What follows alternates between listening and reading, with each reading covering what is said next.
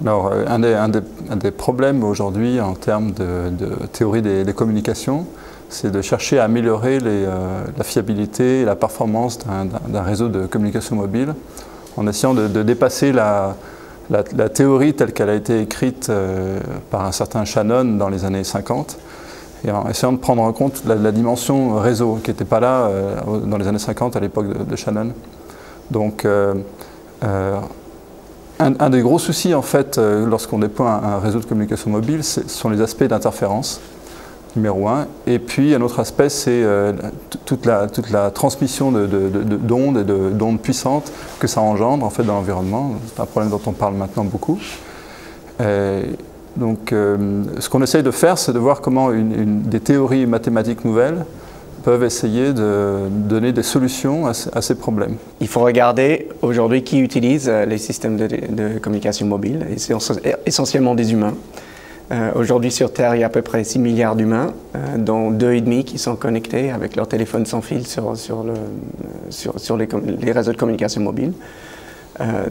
Dans le futur, il y aura certainement beaucoup plus d'objets communicants qui ne sont pas des humains, qui seront connectés sur les réseaux sans fil.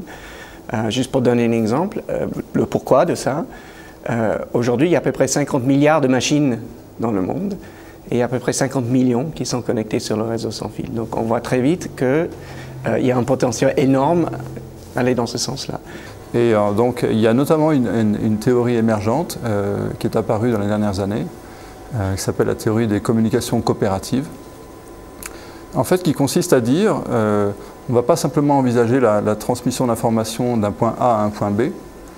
On va essayer de voir comment tous ces terminaux et toutes ces antennes relais qui existent déjà actuellement peuvent être quelque part mises ensemble et coopérer les unes avec les autres pour obtenir des performances meilleures sans qu'il ait besoin d'en installer de nouvelles ou sans qu'il soit besoin d'installer des antennes plus grosses, plus puissantes.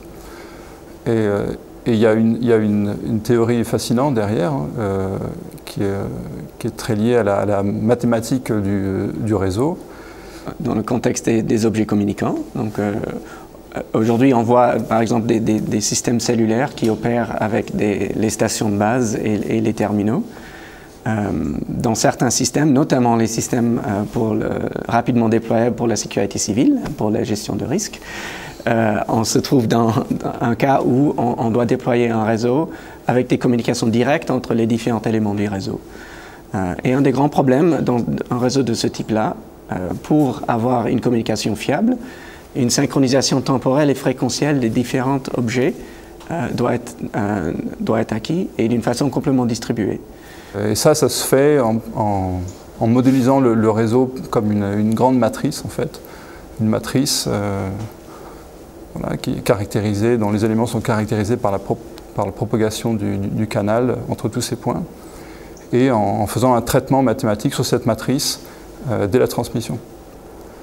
Ça, c'est un domaine qui est à la fois fascinant mathématiquement et en même temps qui a beaucoup de potentiel au niveau applicatif, et notamment pour des jeunes qui voudraient faire de la science et en même temps essayer de pouvoir convertir leur science en idées de business. Il y a beaucoup d'opportunités à ce niveau-là. Donc c'est une des raisons pour lesquelles moi personnellement je suis intéressé par ce domaine.